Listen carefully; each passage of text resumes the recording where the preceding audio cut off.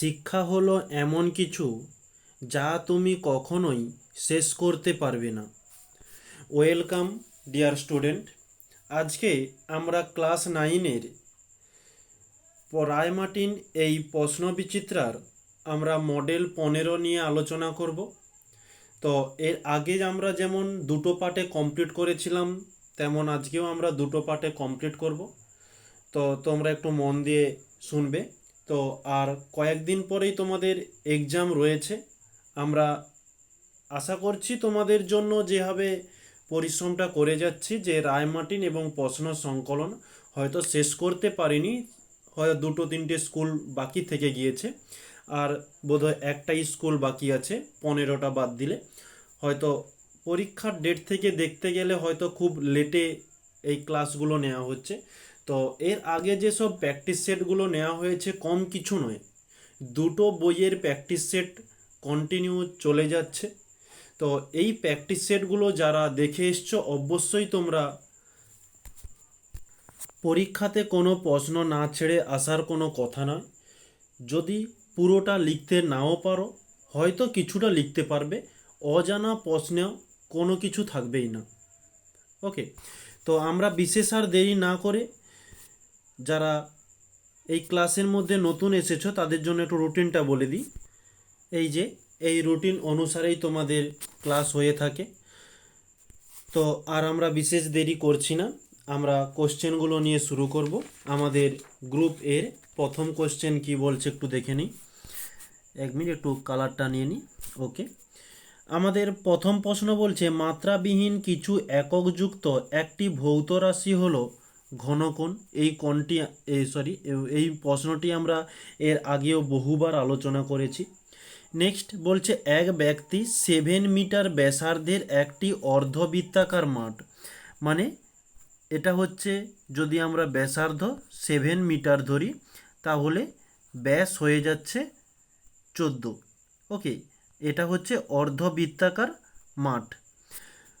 এর পরিধি বরাবর ব্যাসের অপর প্রান্তে গেলে ব্যক্তিটির স্মরণ কত? তাহলে ঠিক এই ব্যক্তিটি ঠিক এখান থেকে ঘুরে এসে এখানে এসে থেমেছে, তাহলে ব্যক্তিটির স্মরণ কত? কোথা থেকে শুরু করেছে? ঠিক এইখান থেকে, এই প্রান্ত থেকে এখানে আসতে কত মিটার সময় লেগেছে, কত মিটার হয়েছে? এটা হচ্ছে অর্ধেকটা যদি 7 মিটার হয় আর অর্ধেকটা 7 মিটার, তাহলে 7 7 14 মিটার। এই অপশান এ। নেক্সট তারপরে বলছে, তরলের মুক্ত তলের ক্ষেত্রফল হ্রাসের জন্য দায়ী পিস্টন। নেক্সট বলছে, 3 গ্রাম জলে উপস্থিত অণুর সংখ্যা কত? তো আমরা এটা এখানে ক্যালকুলেশন করে দিচ্ছি। জল বলেছে, জলের সংকেত কি হয়ে থাকে? H2O। এর আণবিক ভর কি? আণবিক ভর H1, দুটো H রয়েছে, 2 দিয়ে গুণ দিলাম, প্লাস ও এর জন্য 16, তাহলে 1 2 2 প্লাস 16 আমরা পাচ্ছি 18 গ্রাম। তাহলে আমরা লিখতে পারি 18 গ্রাম জলে অণুর সংখ্যা কত? অ্যাভোগাড্রো সংখ্যা Na। এটা আমাদের প্রশ্নেই দেওয়া রয়েছে। তাহলে আমাদের বলেছে 3 গ্রাম জলে অণুর সংখ্যা কত? Na/18 গ্রাম ইন্টু 3 গ্রাম, গ্রাম গ্রাম কেটে গেল, 3 দিয়ে দিলে 3 6 18, অর্থাৎ আমরা পাচ্ছি Na/6। ওকে, তাহলে অপশান এ সঠিক উত্তর। নেক্সট বলছে, নিউক্লিয় বলের জন্য দায়ী কণাটি কি? সেটি মেসন কণা। এরপরে নেক্সট যেটা বলছে, এটা তোমাদের একটু ক্যালকুলেশনের মাধ্যমে দেখিয়ে দিই। এই যে প্রশ্নটি এখানে তুলে ধরেছি, যদি T°C উষ্ণতায় x গ্রাম দ্রাব, তাহলে এখানে দ্রাব কি বলছে? দ্রাব বলছে x গ্রাম জলে দ্রবীভূত হয়, y গ্রাম দ্রবণ উৎপন্ন করে, তাহলে দ্রবণ সমান y গ্রাম। তবে ওই তাপমাত্রায় দ্রাবতার মান কত? দ্রাবতা সমান জিজ্ঞাসা চিহ্ন। তো আমরা এখানে যে সমীকরণটি জানি যে দ্রাব্যতা সমান দ্রাব বাই দ্রাবক ইন্টু 100। তো এখানে দ্রাব এর মান দেওয়া রয়েছে এক্স, দ্রাবক কোনো দেওয়া নেই। দ্রাবকটা আমরা কিভাবে বের করব? দ্রাবক সমান আমরা জানি যে দ্রবণ মাইনাস দ্রাব। এরকমই অঙ্ক এর আগেও আমরা বহুবার করেছি। এই অঙ্কটার শুধু পার্থক্য এটুকুই, এখানে কোনো সংখ্যা না দিয়ে অক্ষর দিয়ে দিয়েছে। তো দ্রবণ কত ওয়াই মাইনাস দ্রাব কত এক্স। তো এটা তো আর ক্যালকুলেশন করা যাবে না। তো দ্রাবক হিসাবে আমরা এই ওয়াই মাইনাস এক্স দিয়ে দিলাম ইন্টু 100। ব্যাস, এর কোনো সলিউশন নেই। এই হচ্ছে আমাদের অ্যান্সার। তাহলে আমরা এখানে মার্ক করে নেব অপশান ডি। নেক্সট বলছে শীতপ্রধান দেশে কোনো জলাশয়ের উপরিতলে বরফ জমে গেলে হ্রদের তলদেশে জলের তাপমাত্রা কত? 4 ডিগ্রি সেলসিয়াস। নেক্সট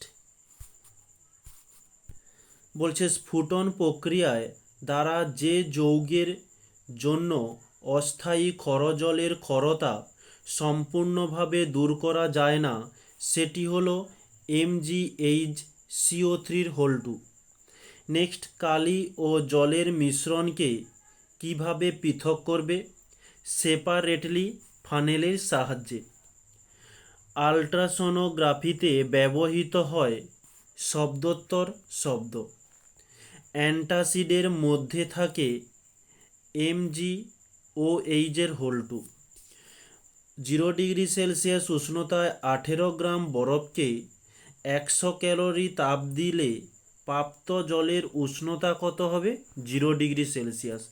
18 গ্রাম জলকে যদি 100 ক্যালোরি তাপ দেওয়া হয় তাহলে 18 গ্রাম জল বলে যাচ্ছি, এই 18 গ্রাম বরফকে 100 ক্যালোরি তাপ দিলে পুরো বরফটা কিন্তু জলে পরিণত হবে না, কিছুটা বরফ জলে পরিণত হবে। আর যেই বরফটি জলে পরিণত হবে সেই জলের তাপমাত্রা হবে 0 ডিগ্রি সেলসিয়াস।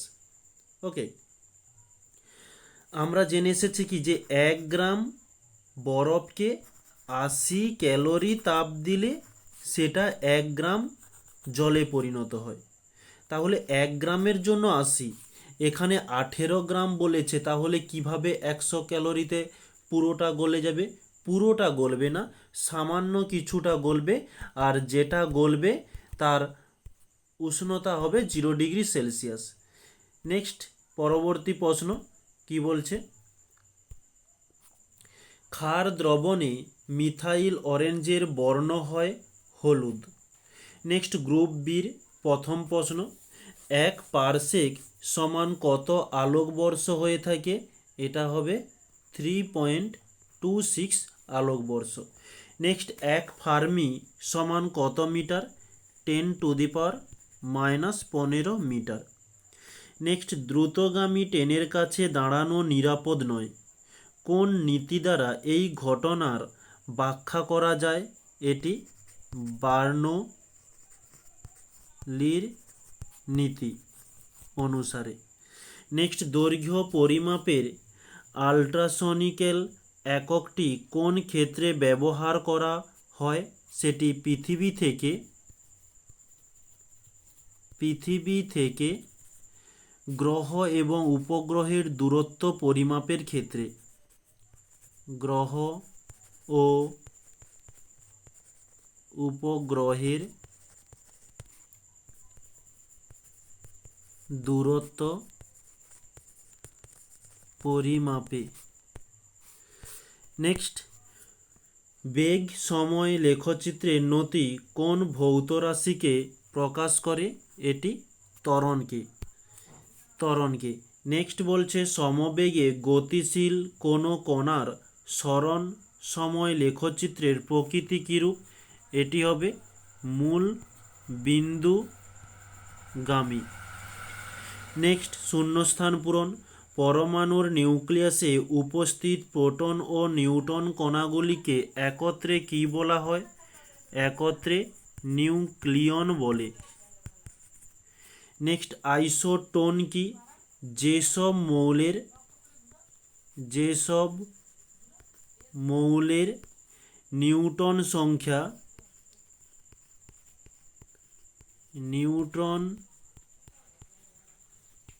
সংখ্যা সমান তাদের আইসোটোন বলে। নেক্সট বলছে F-O2-Na+ আয়নগুলির মধ্যে সম্পর্ক কি? এটি হবে আইসো ইলেকট্রন। তো সেটা কিভাবে এখানে একটু করে দিচ্ছি, দেখে নাও। তো এফ এর ইলেকট্রন সংখ্যা 9, ওখানে বলেছে F-। তো F- যেহেতু মাইনাসের কাছে কিছু নেই মানে 1-, তো এই 9-এর সঙ্গে 1 যোগ হয়ে যাবে 10, মানে এতে 10টি ইলেকট্রন আছে। নেক্সট আমাদের অপশান রয়েছে ও মানে অক্সিজেনের ইলেকট্রন হয়ে থাকে 8টি।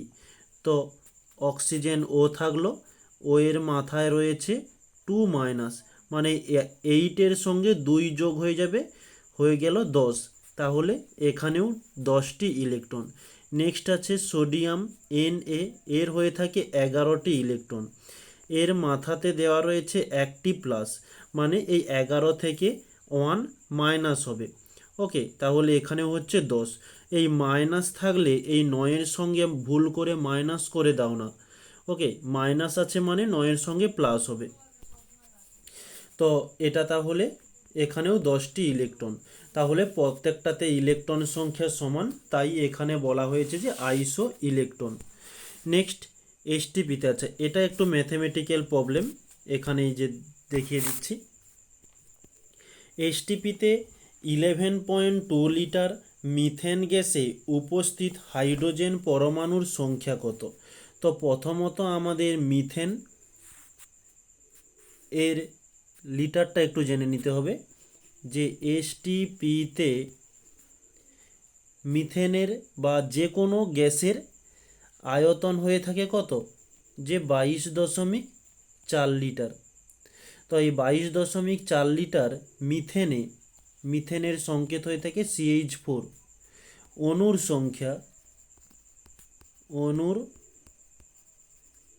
সংখ্যা 6.022 ইন্টু 10⁻23। ওকে, তো আমাদের এখানে বলেছে কি 11.2 লিটার মিথেন অণুর সংখ্যা 6.022 ইন্টু 10⁻23 বাই 22.4 ইন্টু 11.2। তো এটা কাটাকাটি করলে 2 যাচ্ছে, 2 দিয়ে কাটলে 2 3 6, 0.200, 2 একে 2, 2 একে 2, তাহলে আমরা পাচ্ছি 3.011 ইন্টু 10⁻23। ওকে, এবারে এটা হচ্ছে এতটি অণু রয়েছে, একটি মিথেনে মানে CH4 অণুতে 4টি H পরমাণু আছে। ওকে, তো এই যে এইচের কাছে 4 লেখা রয়েছে, তো আমাদের এখানে কয়টি অণু এসেছে? 3.011 ইন্টু 10⁻23টি মিথেন অণুতে কয়টি হাইড্রোজেন থাকবে? 4/1 ইন্টু 3.011 ইন্টু 10⁻23। তো 10⁻23 সরাসরি চলে এলো, 4 দিয়ে এটা গুণ করলে পেয়ে যাব 4 একে 4, 4 একে 4, 4 শূন্যে 0, 0.43 12। এতটি এইচ মানে হাইড্রোজেন পরমাণু আছে। এটাই আমাদের চেয়েছিল, কতগুলো হাইড্রোজেন পরমাণু আছে, এই হচ্ছে আমাদের অ্যান্সার। ওকে, তো এই কোশ্চেনটির অ্যান্সার ওখানে করে দেওয়া হলো। নেক্সট বলছে কি ধরনের যৌগের ক্ষেত্রে সংকেত ভর কথাটি ব্যবহার করা হয়? সেটা তীব্র তড়িৎযোজী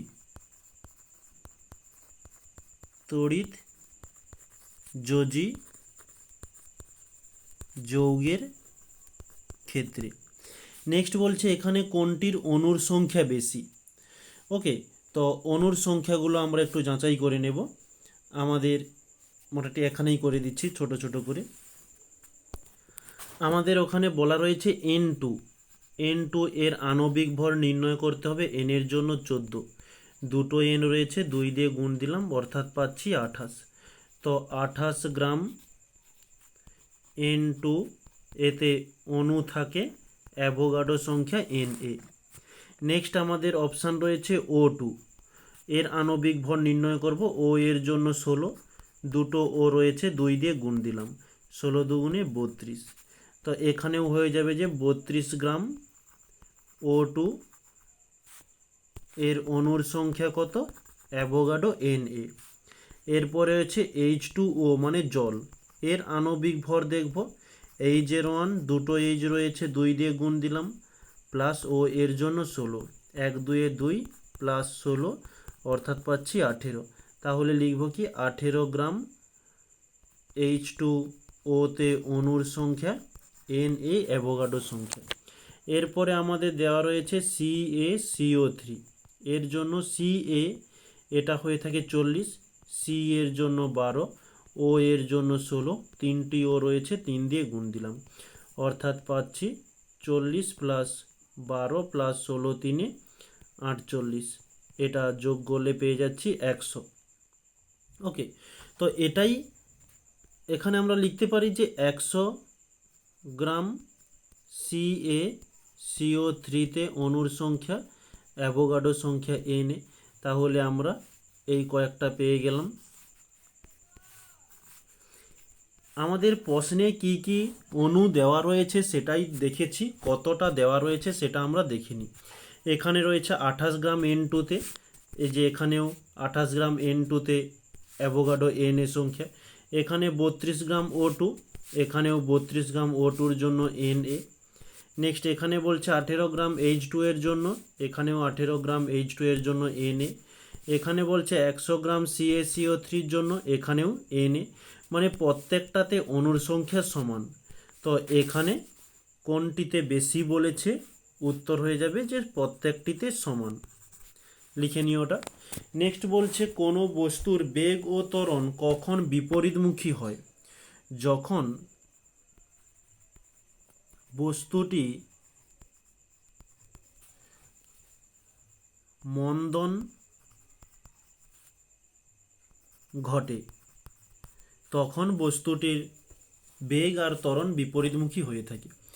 নেক্সট বলছে পুকুরে ঢিল ফেললে জলে যে তরঙ্গ সৃষ্টি হয় সেটি অনুদৈর্ঘ্য না তির্যক, সেটি তির্যক তরঙ্গ।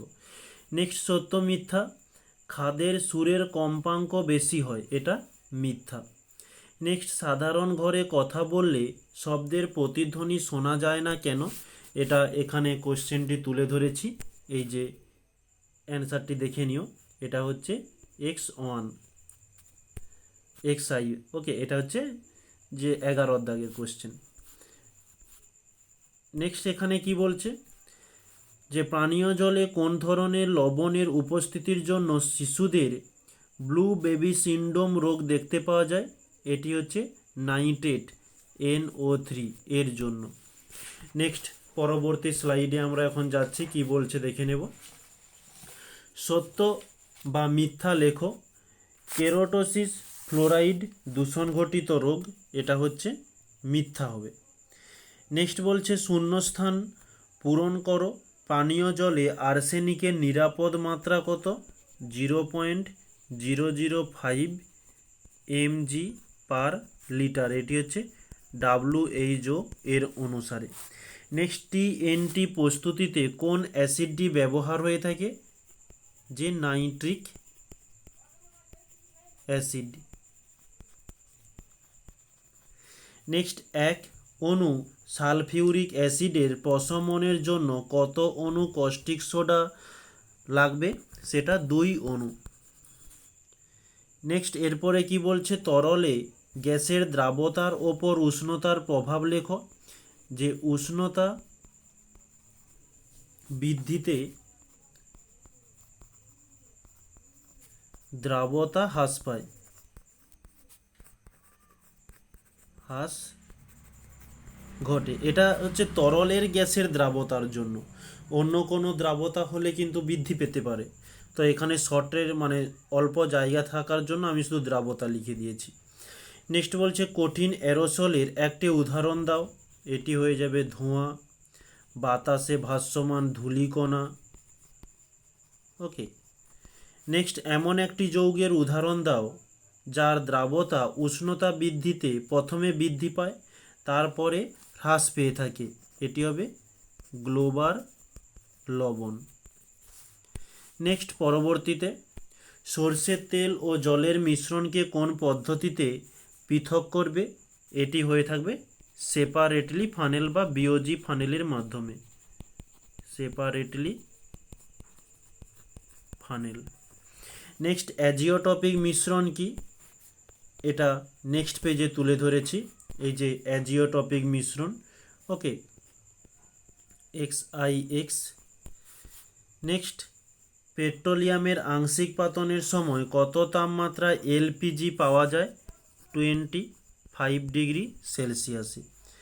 নেক্সট বলছে প্রযুক্ত বল ও বস্তুর সরণের অভিমুখের মধ্যবর্তী কোণের মান কত হলে কৃতকার্যের মান শূন্য হয়ে থাকে? 90 ডিগ্রি। নেক্সট দুটি ভেক্টর রাশির গুণফল একটি স্কেলার রাশি, এমন একটি উদাহরণ দাও। এটি হবে কার্য। নেক্সট তাপ ও কার্যের তুল্যতা সংক্রান্ত জুলের সূত্রটি লেখো। এই যে জুলের সূত্র, এটি XXII। নেক্সট পরবর্তীতে শিশিরাঙ্কের আপেক্ষিক আর্দ্রতার মান কত? 100%। নেক্সট ক্যালোরিমিটারে জল নিয়ে তাতে চিনি মেশালে তা জলে দ্রবীভূত হয়ে যায়। এক্ষেত্রে ক্যালোরিমিতির মূলনীতি প্রযোজ্য হবে কি? এটি না। নেক্সট পরবর্তী এখন আমরা গ্রুপ সি নিয়ে আলোচনা করব, যেখানে প্রথম কোশ্চেন বলছে তুলাযন্ত্রের সুভেদিতার দুটি শর্ত লেখো। এখানে 4টি শর্ত রয়েছে, দেখে নিও। নেক্সট পরবর্তীতে এখানে একটি ম্যাথমেটিক্যাল প্রবলেম দেওয়া রয়েছে, কি বলছে একটু দেখে নেব। 2 কেজি ভরের একটি বন্দুক, তাহলে বলতে পারি বন্দুকের ভর 2 কেজি। থেকে 20 গ্রাম ভরের একটি বুলেট, তাহলে বুলেটের ভর 20 গ্রাম। 150 মিটার সেকেন্ড ইনভার্স বেগে ছোড়া হলো, তাহলে এই বেগটি কার? বন্দুক এই বেগে গেছে না বুলেট গিয়েছে? অবশ্যই বুলেটের বেগ। এখানে বলেছে বন্দুকের বেগ কত, তো আমরা এখানে যে সমীকরণটি ব্যবহার করব, যে বন্দুকের বেগ সমান মাইনাস বুলেটের ভর বাই বন্দুকের ভর ইন্টু বুলেটের বেগ। তো এখানে বুলেটের ভর কত? আচ্ছা, এখানে 2 কেজি দেওয়া রয়েছে, এখানে 20 গ্রাম রয়েছে। এই গ্রামকে কেজিতে নিয়ে যেতে হবে, না হলে কেজিতে গ্রামে নিয়ে আসতে হবে। যদি এই গ্রামকে পরিবর্তন করি তাহলে ঠিক আছে, কিন্তু কেজিকে পরিবর্তন করতে হলে এখানে মিটারের কাছে আবার সেন্টিমিটার আনতে হবে। তার থেকে এই 20 গ্রামকেই পরিবর্তন করে দিচ্ছি। তো আমরা জানি কি, আচ্ছা এটা সরাসরি করে দিই, যে 20 গ্রাম থেকে যখন কেজিতে নিয়ে যাব তখন 1000 দিয়ে ভাগ করব। উপরের 0 নিচের 0 কেটে গেল, অর্থাৎ লিখতে পারি 0.02 কেজি। তাহলে বুলেটের ভর কত? 0.02 কেজি বাই বন্দুকের ভর, এই যে একেবারে প্রথমে রয়েছে 2 কেজি, 2 কেজি, সামনে একটা মাইনাস ছিল, ব্র্যাকেট শুরু। বুলেটের বেগ কত? 150 মিটার। এই সেকেন্ড ইনভার্সকে আমরা লিখতে পারি পার সেকেন্ড। কেজি কেজি কেটে গেল, পয়েন্ট উঠলে নিচে 100 আসছে, উপরের 2 নিচের 2 চলে গেল, এদিকের 0 এদিকের 0 চলে গেল, 5 দিয়ে দিলে 5 2 10, 5 3 15। তাহলে আমরা পাচ্ছি কি, মাইনাসকে মাইনাস থাকলো, উপরে থাকছে 3/2 এককের মধ্যে মিটার পার সেকেন্ড। ওকে, তো এই 3কে 2 দিয়ে ভাগ করলে আমরা পেয়ে যাব -1.5 মিটার পার সেকেন্ড। ওকে, তাহলে এটা বন্দুকের বেগ কত হবে, যেহেতু মাইনাস রয়েছে এটা মন্দন সৃষ্টি করছে। ওকে, -1.5 মিটার পার সেকেন্ড, এই হচ্ছে আমাদের অ্যান্সার। বা ব্র্যাকেটে লিখে দিও মন্দন।